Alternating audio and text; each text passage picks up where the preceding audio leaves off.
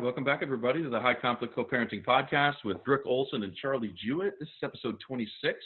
Today we're going to talk about gaslighting, what it is, what it does, and really it's the root of crazy making. Now, this might be part one, Brook, because this is kind of a deep topic we're probably not going to cover in an acceptable amount of time, right?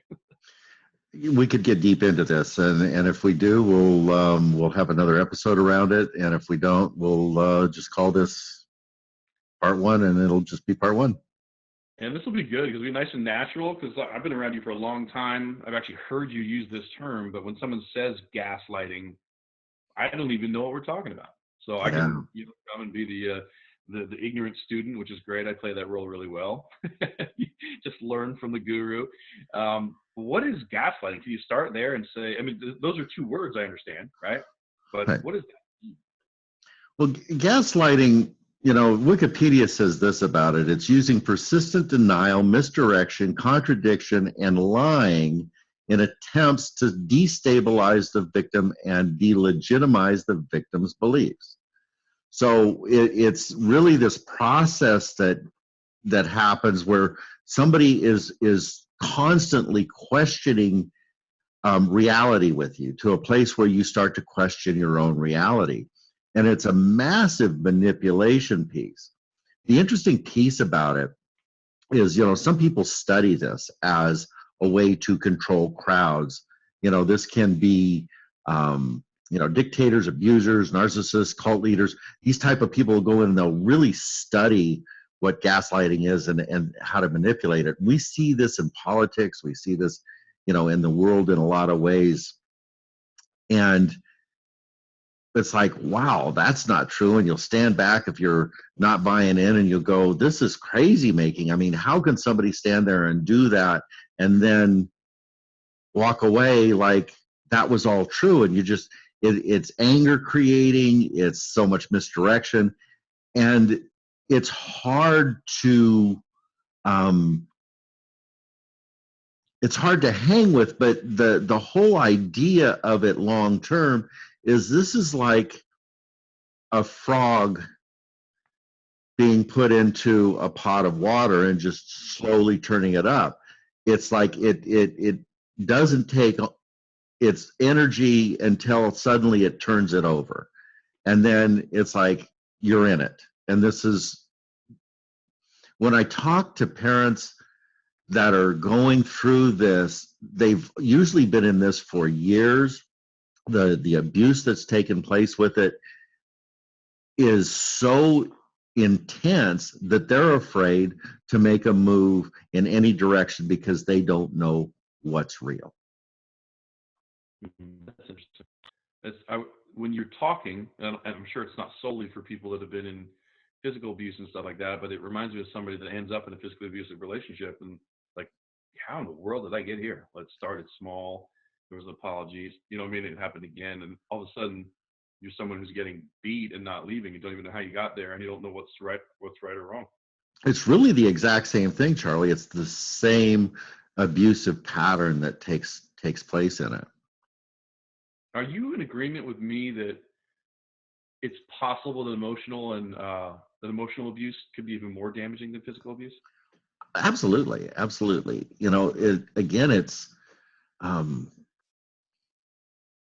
It's this place where you are so controlled by somebody else's belief systems, what they've thrown into you, and there's a dependency that happens with it that puts people into freeze. Mm-hmm. And they can't move in any direction without questioning their existential existence in many cases. Yes, jeez. That's scary. This is a scary topic. It's a scary topic. It's a highly activating topic. We're going to go through a lot of this stuff. People are going to start to identify with it. And I think what's important as we start this conversation is this comes out of belief systems. And when our belief systems are rigid in a direction, we can't see the bigger pictures. And part of the manipulation is manipulating your belief systems into a particular corner that you can't look outside and say, wait a minute, there's something else here. How can I do this differently? I was on a phone call with a person recently that is in the middle of some of this.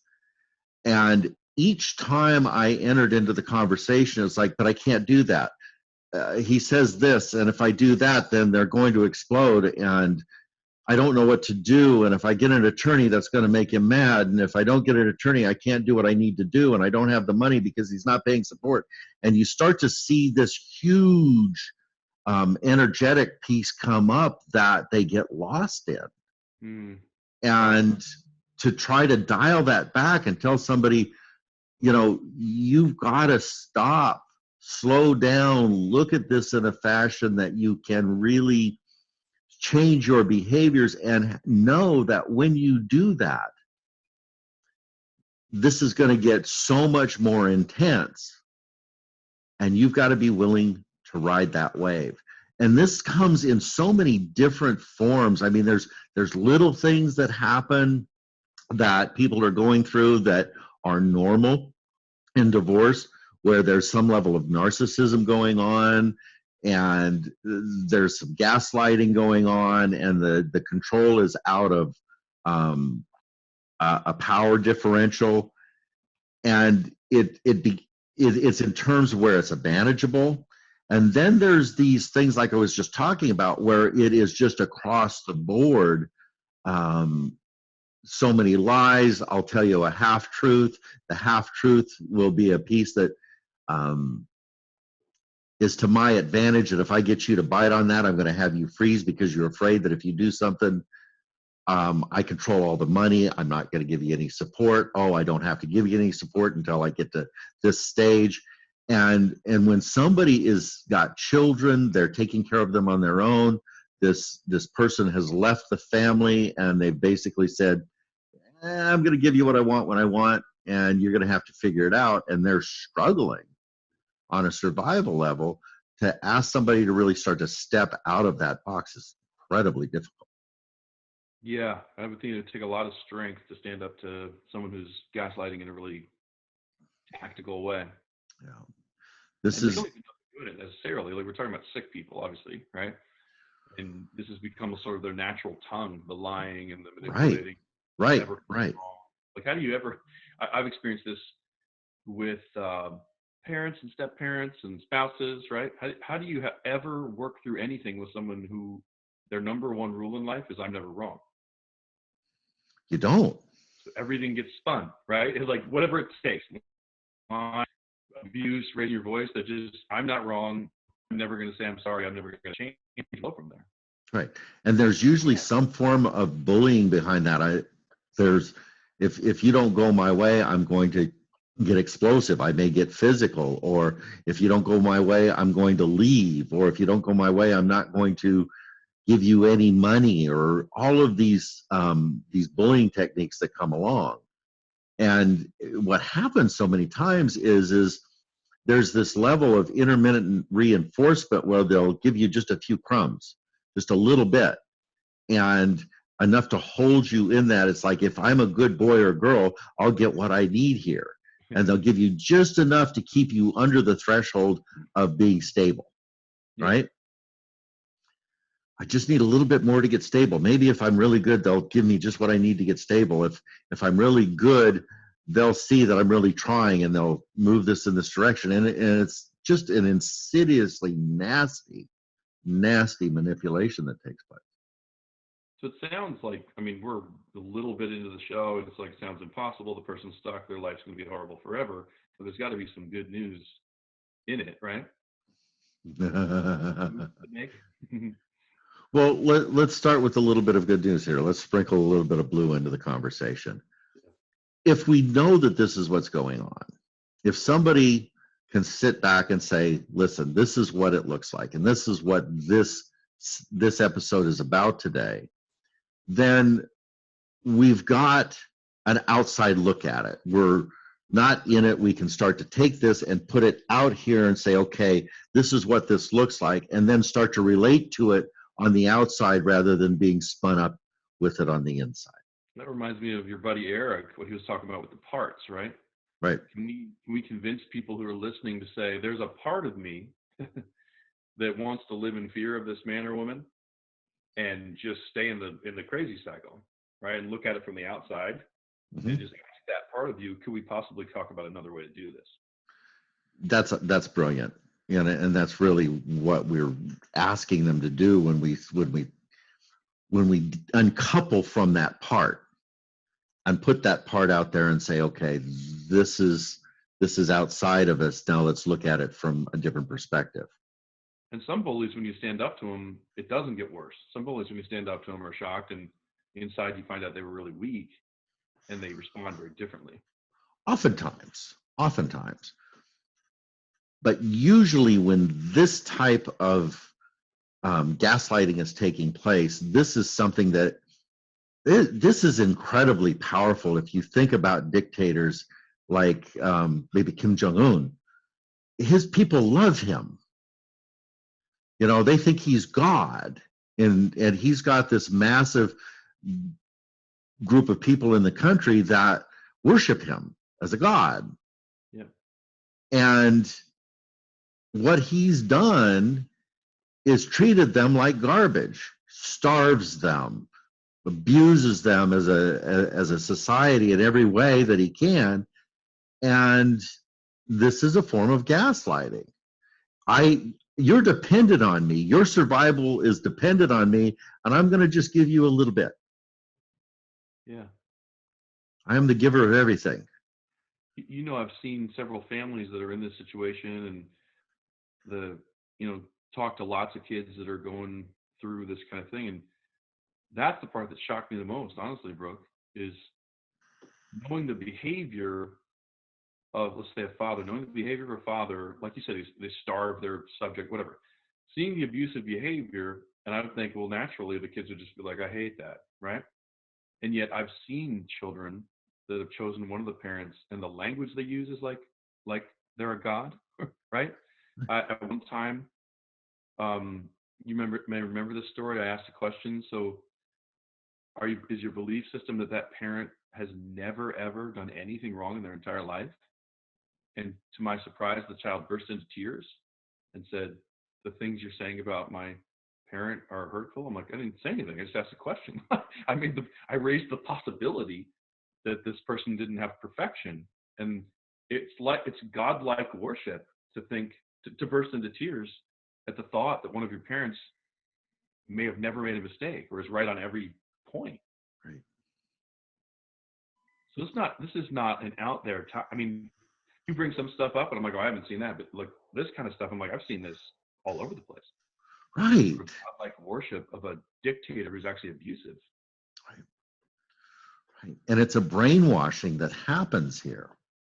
This is kind of how it starts. And I'm just going to kind of click down some of these, and we can talk about them as we go. But, one of the telltale signs is they tell blatant lies. And it's an outright lie. This is where it starts. It's an outright lie. Yet they're telling you this lie with a straight face. Once they tell you a huge lie, you're not sure if anything they say is true. Keeping you unsteady and off kilter is the whole goal here. So, and it's not just a blatant lie at this point. They'll tell a blatant lie, and then they'll tell a truth, and then they'll tell a half truth, and they'll blend all of these other pieces in here. So when you're hearing this, they're coming at this as if absolutely everything that they tell you is true, and you're going, I don't know what's true here anymore. And if they're in a place of power, it's like they can manipulate you with finances. Right. We don't have enough money to pay our bills. But wait a minute, there's $500,000 in the bank. But that's going to be gone, or I have already taken that and I put it someplace else, but it's still there. Yeah. And then you start to, you go into freeze. It's like, what do I do here? I don't know what to do, because if I take it out, I'm breaking the law. Because on the other side of part of this is there's somebody that wants to do it right. They want to be good. They want to not be seen as mean or bullying. And they're kind of the opposite side of this, and they overcompensate with it. Hmm. Hmm. Yeah. You know what I'm reminded of when you talk about the lying and the keeping people disoriented is something in the military called flashbangs, where you open a door, you throw into the room what's not a grenade, Hmm. but just an explosive device, right? I think it's light and sound and smoke, Right. and it's just meant to like disorient the people in there to give you Hmm. that one leg up, right? To have them not even have the capacity to think about, okay, what's next? Right. They're just react. While then the SEAL team or whatever it is comes in and starts, taking care of business. If they, I mean, imagine how disorienting it would be if every third day gravity didn't work, right? We had to tie ourselves down. We're like floating around, and they're like, "Is today a gravity day or a not a gravity day?" Right? Yeah. So are they lying? Are they telling the truth? Right. They'll deny that they ever said anything, even though you have proof that they said it. Right? Like You know partial they. proof. You bring it to court, and they'll say that's not true. Right. Right. And you'll have a document. And they'll sit there and they'll say, no, that document's not true. That Not my document's not signature. accurate. I didn't do that. And it's clearly there. And it makes you start to question your own reality. Maybe they never said it. Maybe that didn't happen. Did I just dream that? And the more that they do it, the more you question your reality and start to accept theirs. Hmm. Like, And that's what people need to know is this really could be their reality. We look from the outside and say they know what's true and they're lying. When the fact of the matter is they may have lied to themselves so much or be so against lying, like against being caught as a liar. right, It's their brain somehow forms this alternate reality and they live in it like it's a truth.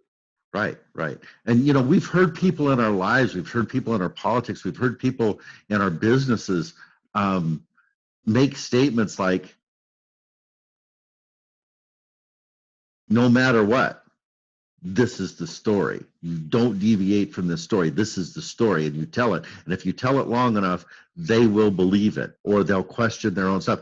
And that's an overt piece. But to your point, Charlie, this can be something that is unconscious. This is a developmental piece. This is something that, narcissists don't study. It becomes inherent in who they are and how they do things. And we've got to be careful in this conversation because we can go to demonization really quick, which is one of the things that I like to try to have people not do. And by understanding this and understanding the survival mechanism that's behind this for these people, then we can stay out of demonization, but we should sure as heck have our antennas up to it and not buy into it. So I mean we're always better off just even if it's just for our own emotion, but it's probably more effective too. Don't get mad at you under you can't see, right? Don't get mad at your crazy ex because they can't tell the truth or can't use logic or can't be consistent, right? There's if we see it as a sickness or something that they're like you said, a survival mechanism, just for our own benefit, it's going to be a much more peaceful and effective way to live than like you freaking right? Right, right. We at least, if we can look at it from that perspective, we can dial back our own emotional reaction to it and not play victim to it. And isn't this what we're trying to do? We're trying to stay out of being a victim. And Right. the only way that we can do that is to be conscious. You can stay in sort of problem solving mode, right? Right. Okay. So another thing that they'll do is they use what's near and dear to you as ammunition. So they know your kids are important to you. They know how important your identity is to you.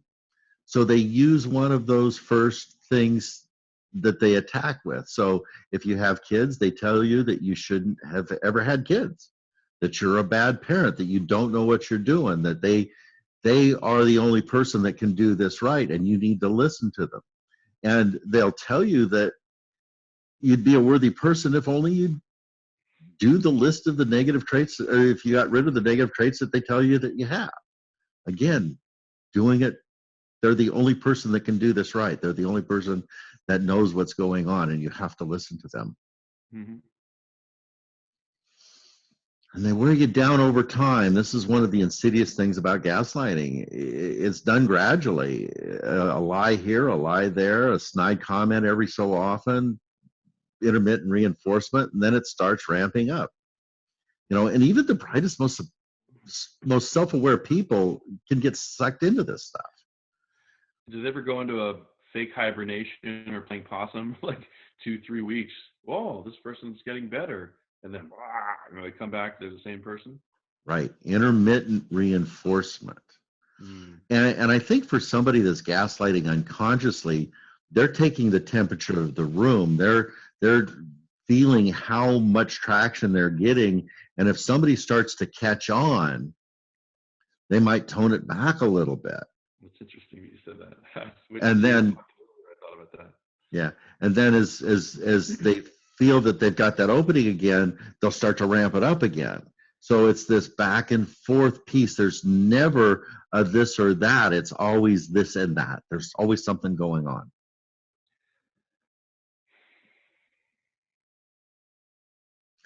Their actions don't match their words. Okay. There's incongruency all over the place. People are what they do. Right. Yeah, and when we're having this conversation with people, we want them to be paying attention to the action. They're showing you who they are. Believe them on some level here. When we're dealing with a person that's gaslighting, look at what they're doing rather than what they're saying. What they are saying means nothing.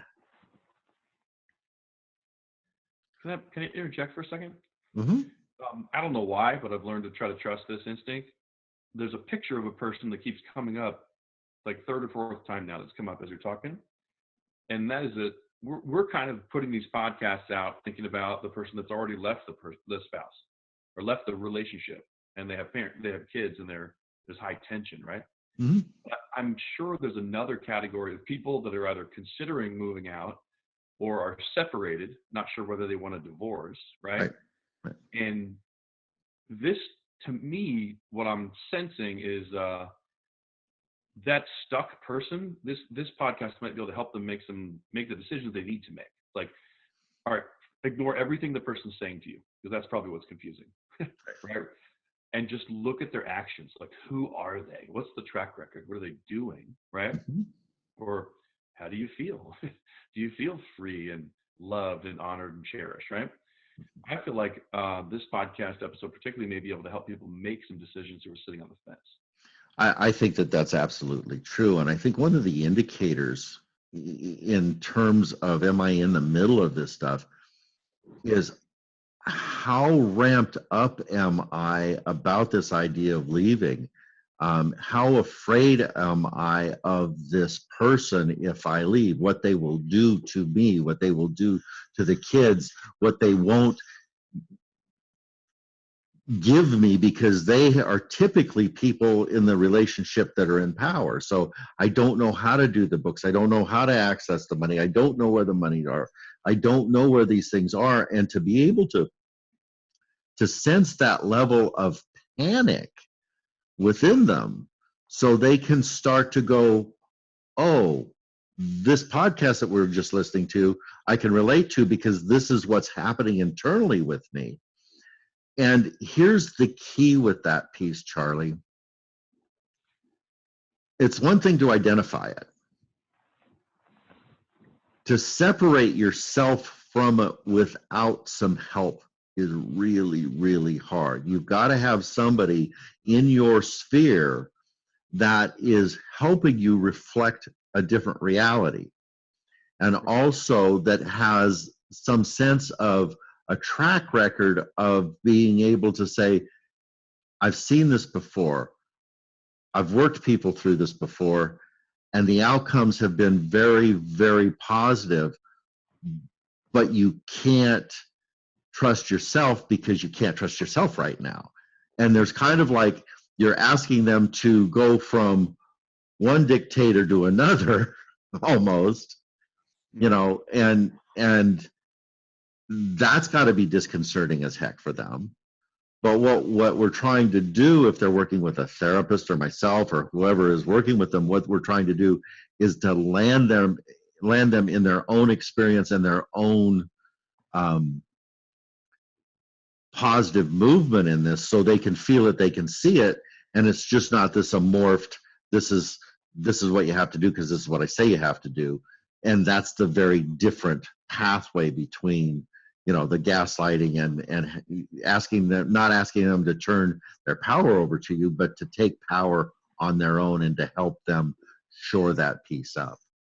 Yeah, you can't navigate the jungle without a guide. I mean, the people that I've talked to that have broken free, whether it was a professional, a therapist, or some support group or a church, or one lady that I know, it was just this really strong woman in her life, right? That she knew through a work relationship. And that strong woman was eventually the one that came in and was like, baby, this is not okay. Like this is not okay. Like this has to end and I will help you. And because it was interesting what you said, like if you're following the crazy spouse, that's one horrible dictator. If you're beat up by them and not in a great emotional place, you could be the other crazy dictator. So don't follow yourself, Mm-hmm. right? You need someone on the outside of it who's healthy and preferably has walked other people through the exact same thing to say, like, I know it's not productive to think of all the crazy things that could happen. That usually doesn't happen. Life is happening for you, not to you. Let's just move forward, do what's best for you, and deal with things as they come. And I'll be with you every step of the way. And the people that are subject to this gaslighting stuff, uh, their level of catastrophic thinking is off the charts. It's like everything that I do is going to turn out wrong. I can't do anything right here. I don't know what to do. And that's the whole point of the gaslighting, is to get you to that level of instability. So there's a fear component here. Like the podcast isn't saying, hey, if you've fallen into this, you're a weakling and you shouldn't have done it. It is that there's a piece of this where if you've fallen into it, you may tend towards the fear side of the paradigm, right? Like worrying about things Mm-hmm. and not being willing to set boundaries and stand up for yourself. I mean, I know people on the complete other side. They're almost obnoxious. They don't have any fear at all of what anybody thinks of them or their consequences. Right. And they just, right? They just do whatever they want. And it'd be nice to borrow a piece of that, right? There's Mm-hmm. people on the fear side who are in abusive relationships and paralyzed to do what's right because of what might happen.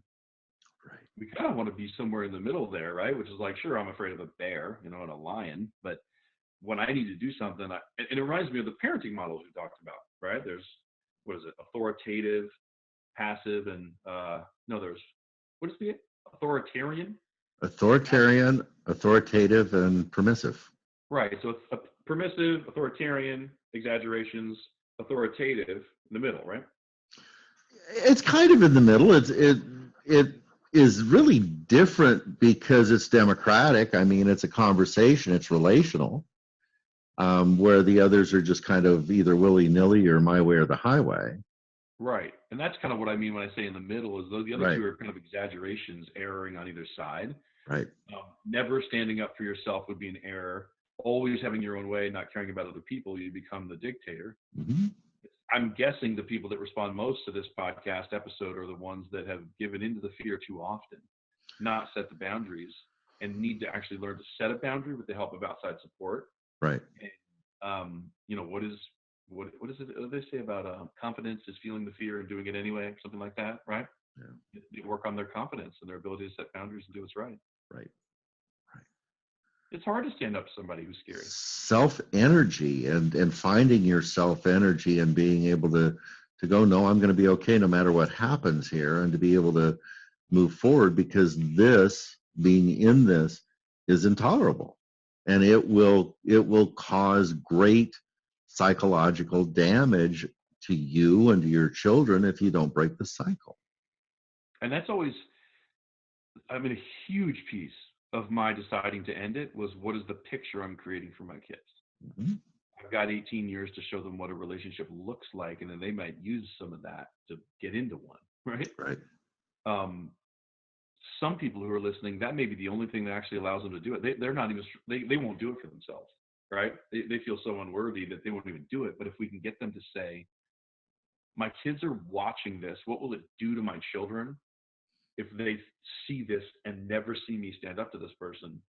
That may be the only thing that actually breaks them free is the love for their kids. That's oftentimes the motivating factor.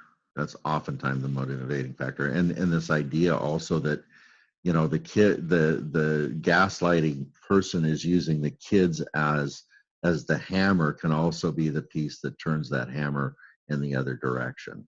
And again, it just takes somebody having somebody helping them understand what is happening so they can break that cycle. So would it be fair to say, sorry to cut you off, would it be fair if someone called you, if someone wants to reach out for help, and they say, let's say they use this language, like, I know people don't do anything until they must. They don't do it when they should. They do it when they must, right? And they're telling you, I know I should leave, or I know I should stand up to this person, and I can't find my must. I can't find the leverage or the power to get me to be strong enough to do it.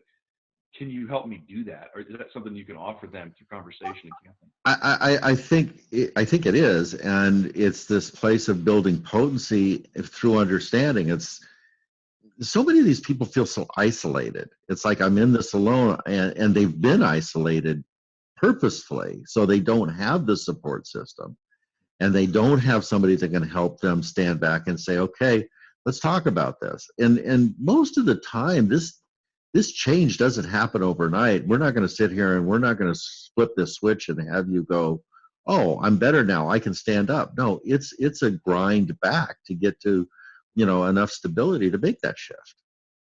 Did you see that movie Enough with Jennifer Lopez? It's from a long time ago. No, I didn't. So the basics, since you haven't seen it, just the basics of the movie are her husband's abusive physically. She finally runs away, right?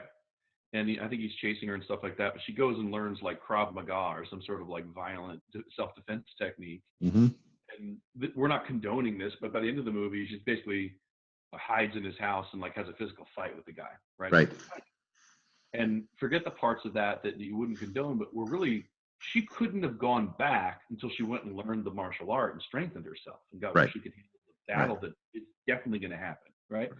On the emotional or court emotional, one of the strengths I know you're going to work on with them is how to disengage, and that alone is the flashbang for people that are dictators. You stop responding to them, and they're in a world where they're like, I don't know how to act in this world, and it throws them off kilter, right? Then all of a sudden you start to stand up to some things, right? You start to turn them in when they don't pay the child support. Start to record it. You start to go, back to.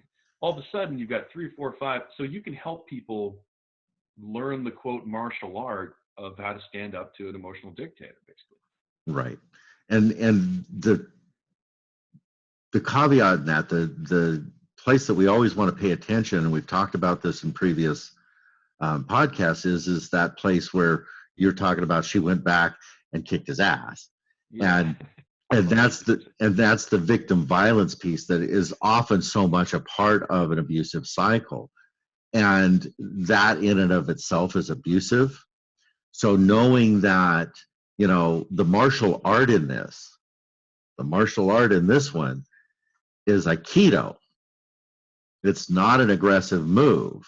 It's a neutral move that lets them do their own damage. And probably in your movie, right, the movie that you would live out with people that get in touch with you, she's not waiting in his house. She's in her house living her life, and if he ever shows up, now she's got the Aikido. Right. She's got everything that she needs to do. And listen, I've said this over and over and over again. I don't know why it was so powerful in my life, but somebody a long time ago said skill replaces fear. If you're at the top of a double diamond ski slope and you don't know how to ski, it's a terrifying place to be. It's almost straight down and there's bumps, right? Mm-hmm. But when you're an incredible skier, it becomes exhilarating. Right. And I'm sure there's a million other examples. All you're talking about is taking people who have fears in their life because they're lacking skills, and giving them the skills to get them at least to neutral where they can do it. If not, it's exhilarating, and they're like, bring it on, tough guy. Right. Try me. Text me again. I won't even respond. My line to that is confidence comes from competence. There you go. Nice. It's the same thing. Yeah, it's exactly the same thing. Same thing. Yeah. That's awesome. Positive reinforcement to confuse you. Mm. Negative, negative, negative, positive. Negative, positive. Positive, positive, negative. That's what I was talking about with gravity, right? We trust Yep, gravity to exist, but what if exactly. it wasn't? Well, maybe they aren't so bad. Yes, they are. This is a calculated attempt to keep you off a kilter. And again, to question your reality. Right? Mm-hmm. This is that place that I was just saying, if I do it right, I might get some praise. I might get something out of that. And sometimes you do. And sometimes you do it right and you get smacked. And it's like, what happened here? And by smacked in this context, I'm talking about emotionally. Sounds like the eggshell world, right? Where the one person's walking on eggshells, and when the other person does something wrong and actually hurts them, the person who was abused is saying, what did I do wrong? Like, how do I change to make that never happen again? Instead of like, well, time out. That's not going to be acceptable.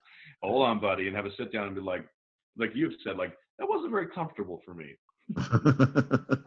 We can do different next time. I mean, that time you screamed at me and threw me across the room or whatever.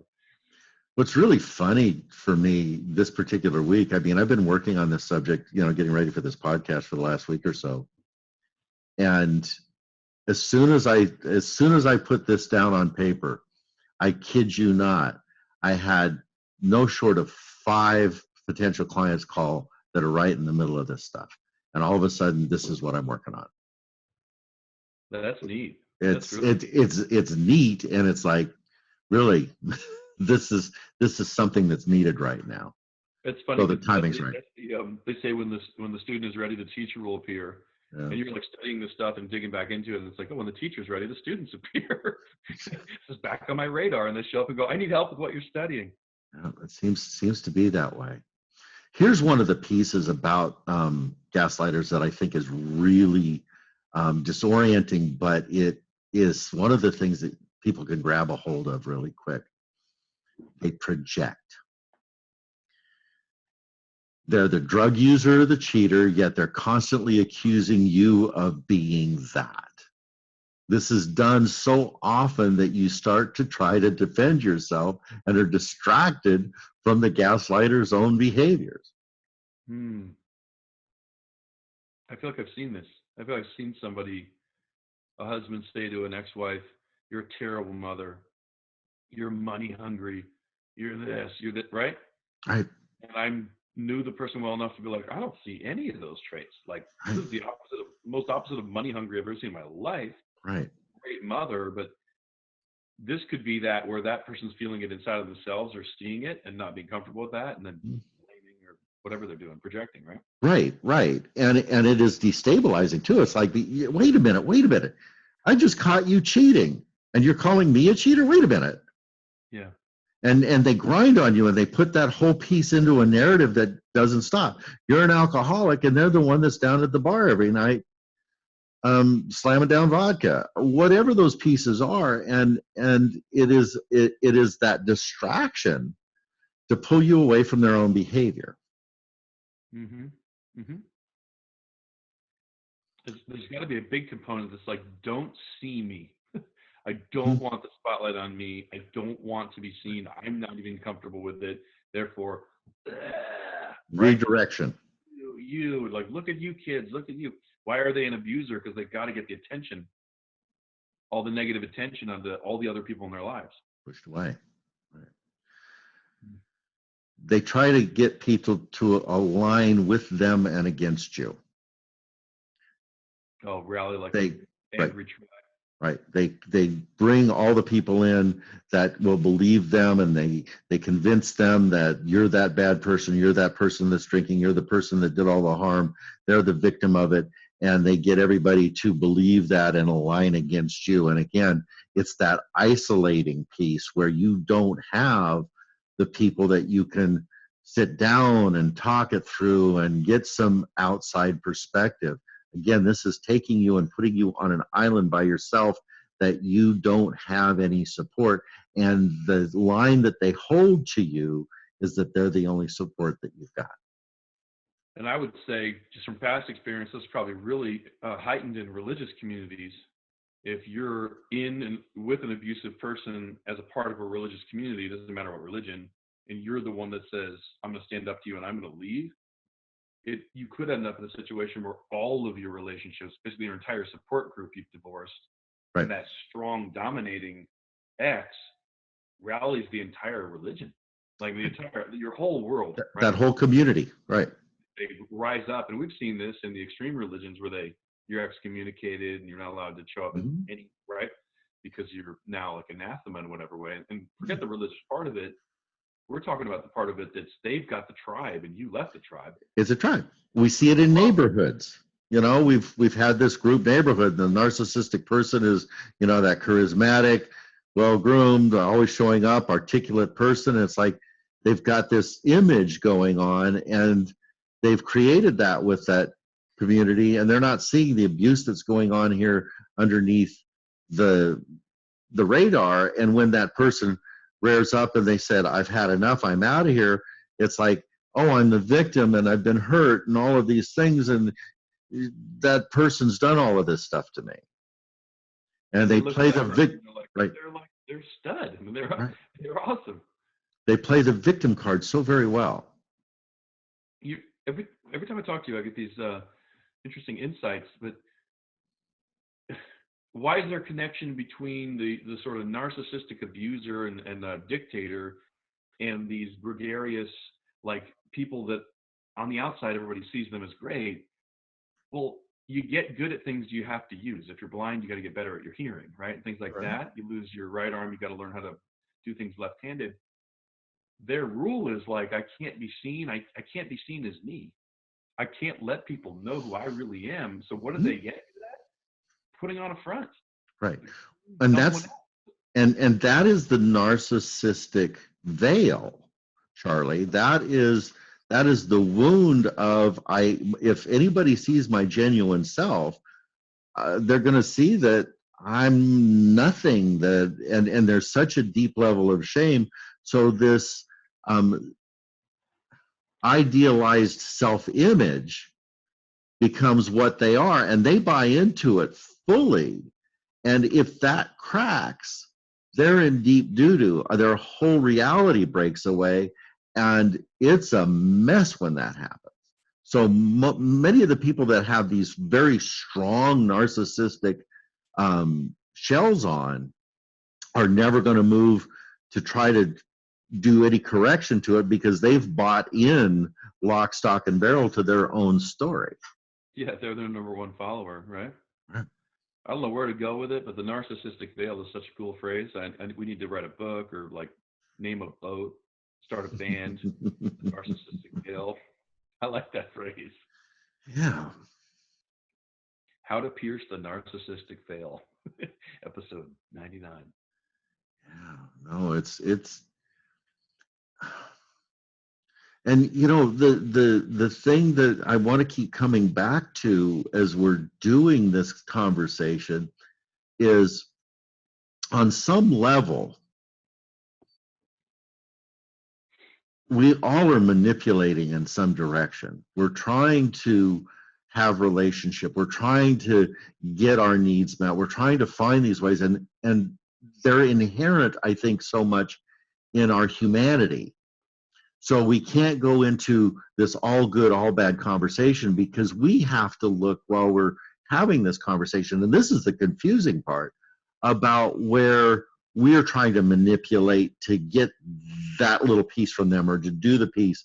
And there's this dance that's taking place. So what we're really trying to do is become aware of our own dance steps, Right. so we can break the dance, so we can do something different in this. And again, this doesn't come down to what they're doing. It doesn't come down to what this gaslighter person is doing. It comes down to how we are reacting with it and being unaware of what's taking place.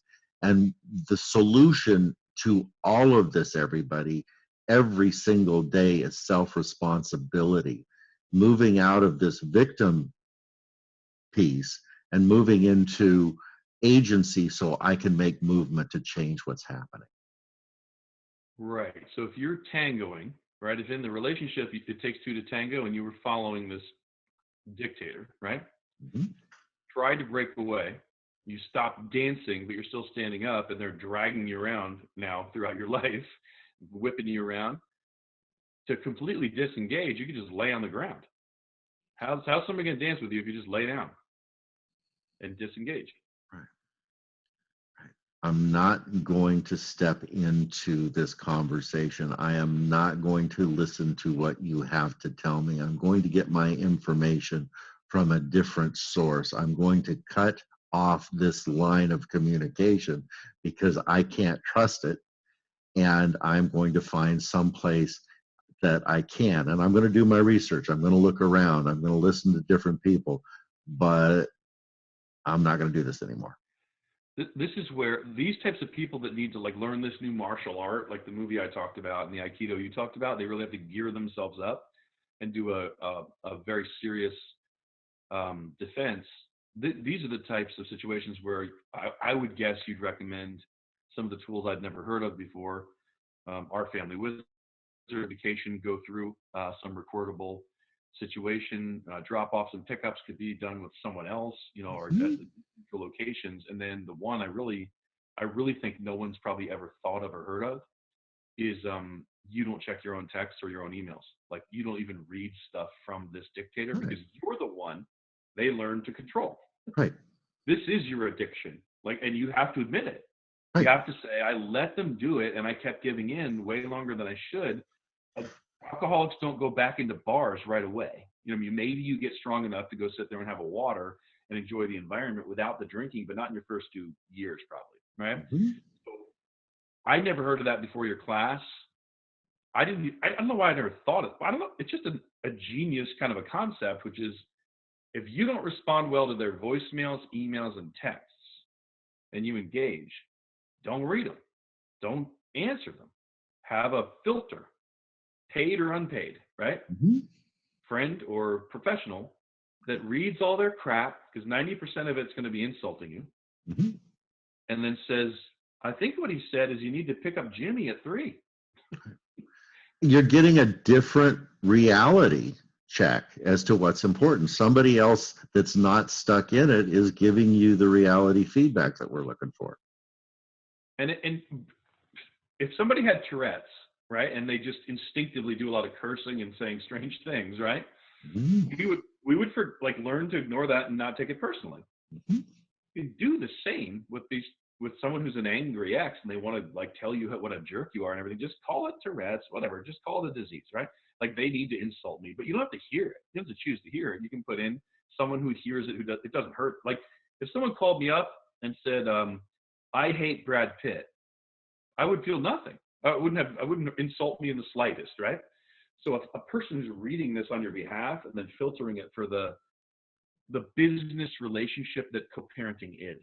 Here's the Mhm. data that you need, right? He's the guy's going to be late. Pick the kids. It was 5 sentences or 5 paragraphs, but it said he's going to be late.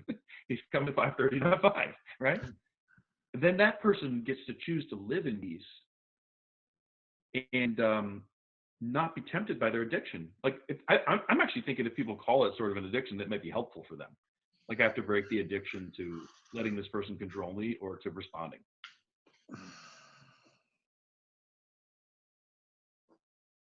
It's a survival response. And an addiction is a survival response. This is too much for me to feel. And when we're talking about being the victim of an abuse cycle, it's the addiction to, if I don't do this a particular way, I can't withstand the intensity of doing something different. So this is what I'm going to do. I've done it so much, I need it. Right? There's either an emotional or physical piece of me that thinks I need it. So I've repeated it so many times. Or that I am not strong enough to change it. I don't have what it takes to do it, which is also kind of the statement of an addict that Right. I don't have the strength to break the intensity of this, and I know it's not good for me.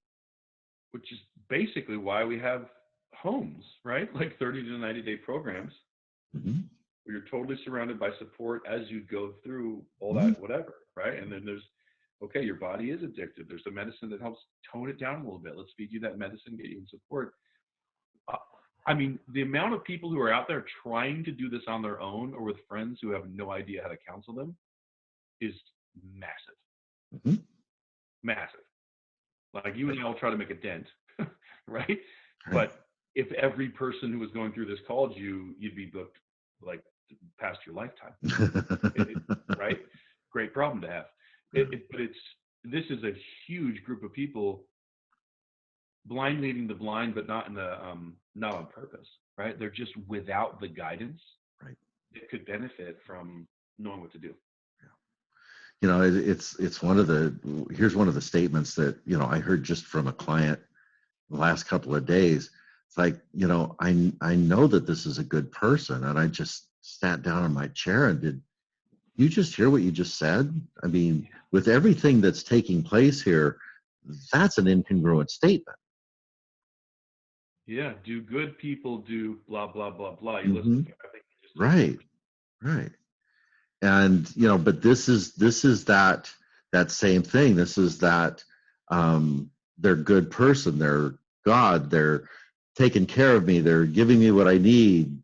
And then to pierce that veil and to say, let's look at this a little closer. This is what's taking place. They're not giving you, they're not taking care. They're, you know, this is a one-sided, non-mutual relationship that's going on here. That's And that, another area where parts might help, right? yeah, Like put your X in parts.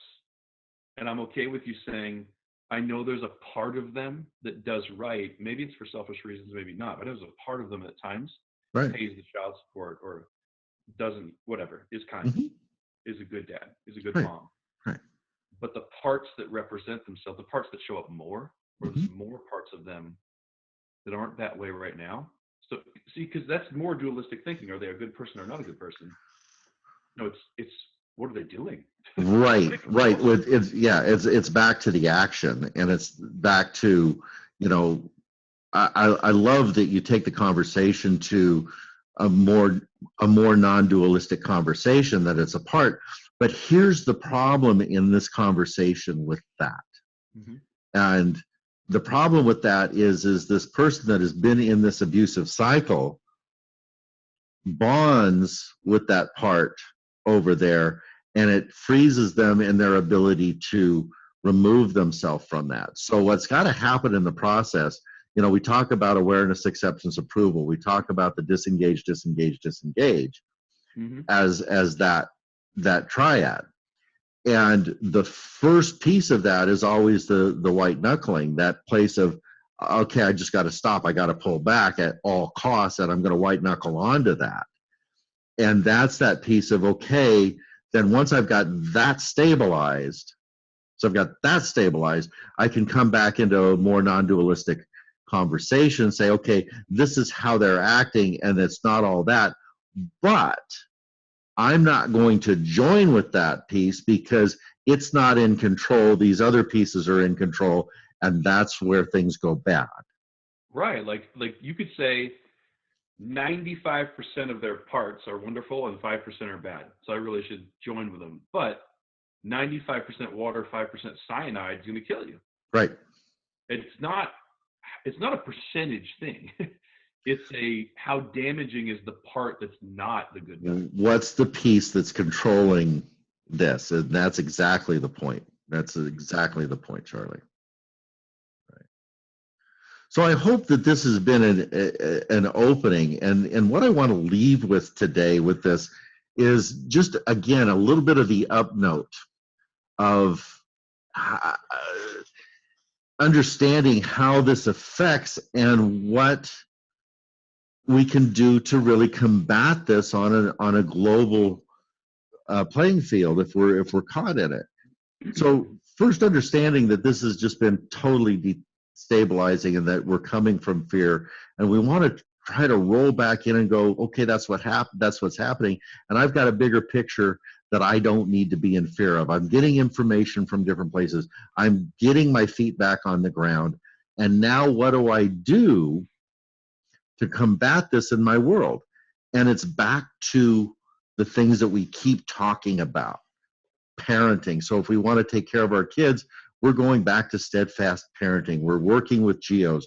We are stabilizing, we are restabilizing our connection with ourselves and our connection with our children.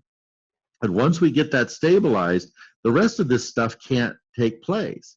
And then, again, you guys can't do this on your own. You can't do it on your own. You need a coach. You need a therapist. You need to have a tribe that's helping you reflect really good, strong sense of reality, and to help you not fall back into the old patterns. And really coming back into the 3 rules. We just talked about that at the end. And these are all the keys. It's not new news for us. Let me ask you a question. Like, I've loved to teach over the years that you never graduate from the basics. So if you're in basketball and you're Michael Jordan or you're at the top of your game, I guess today would be LeBron James or somebody, right? There's never a time where you get to say, I'm not going to work on passing, dribbling, or shooting. Right. It's everything else is an advanced version of that. Mm-hmm. And then you return to that. And some people say Michael Jordan shot like 1,000 free throws a day or whatever it is, right? You were talking, and for whatever reason that came into my head, I'm like, well, what are the 3? What do you have to have? And everything else is sort of an advanced version of that. And I'll do draft number 1, and you can correct me or we can get it right. But is it possible that the dribbling, passing, and shooting of this whole thing is relationship with the ex, relationship with your kids, and your team? Basically, what your coach, your attorney, that if you say these are the 3 things I need to master and work on, right? I need to change how I'm relating to the ex, possibly put filters in there, disengage, never hear anything from them, never see them at drop-offs. With the kids, you got to show up no matter how much time you have or what's being said about you or done or the pressures in their life, and create an incredibly positive environment, positive anticipation, all that. But there also has to be a team. Like, you're in the jungle and you got to get out, and you need a coach, right? Right. Could that be the top 3 possibly? I like your analogy, and yes, because, again, we're in this stuff because of our blind spots, and we have to have somebody that can help us find our blind spots. There you go. And we want our kids to be insulated from this stuff, and that means that we have to show up, and we can't show up unless we've found our own blind spots and we've worked through our stuff. So, it's the 1, 2, 3. And then once we've done that, those 2 pieces, the rest of this stuff goes away. The rest of this stuff takes care of itself. That's a really good point. Like, if you don't fix the relationship with the ex and you don't have the right team, you're not showing up for your kids, right, in a way that you can be what they need. Right. You can't show up flustered, lost, confused, and abused. You've got to show up like, I'm in Aikido, I've got a coach, I'm ready. And then the kids show up, you know exactly what to do, you have your great time. Right. Transfer them without ever, this is good. I think this is going to help a lot of people. Cool. So we've burned through another hour. Thank you again so much, Charlie, for continuing to show up for this stuff. I think we're both learning a lot from this, as well as helping people find their way through this jungle. I know, and I wanted to tell people, you don't know what you don't know, and new information, as Brooke said, you can't be objective about yourself or see things that are your blind spots. So I could never say to myself, hey, there's a tarantula on my back. Someone would have to come and look from behind me and say that. I could never say to myself, hey, you tend to be negative sometimes. You use a lot of negative language. Let's work on positivity. Someone outside listening to me on a consistent basis does that. Coaches are ultimately important, or really important. Brooke, you provide that kind of coaching. People will hear that at the end of the podcast. You are having people reach out and being helped now. This podcast at one point was new, and now it's not. Now it's up and running. It's booming. People are reaching out. They are being helped. There's classes. People are joining, but there's still room, right? Yep. Well, we've been doing this 6 months now. Nice. I didn't know that. We've been at this for about 6 months, and we've gone from a dead start in this to if we're not over it, we're just approaching 6,000 downloads on these. Nice. And it's a constant graph upwards. People are telling people are finding this in different ways. This is, you and I are doing this so people can get information that they're not getting anywhere else. You know, the one thing that I'm hearing from the people that are contacting me about this is I'm hearing stuff I've never heard before. These things that we're talking about are consistent with what I'm experiencing, and it's really helping me orient to doing things differently. And there's been a great expression of gratitude for what you and I are putting out in this. And my gratitude again is you kind of put this piece in my mind. You said, let's go do this. This is important work. And it's really helping people. So, you know, I want to thank you. So let's end like this. Two things. We don't ask for anything. We don't charge for the podcast. This is a free education. But we would love, if there's somebody in your life that's hurting, send this podcast to them. There's ways to do that inside of the different iTunes apps and Castbox and things like that, or just give them a call and tell them about it. I mentioned this on my other podcast. You guys could even have a support group once a week where you get together and have a meal and listen to one show a week. Call Brook, coordinate with him some sort of price to coach the whole group, and you listen to the episode, and then Brook calls in and gives you guys coaching, answers questions. We've done that on other podcasts. We're going to keep bringing good content, especially since we've had the feedback to know that it's helping people. This has been episode 26, at least part one, on what's called gaslighting, you know, kind of breaking this crazy cycle or the root of crazy making. We will keep coming back next Friday. Thank you for listening. Brook Olson and Charlie Jewett signing out for now. Bye, everybody.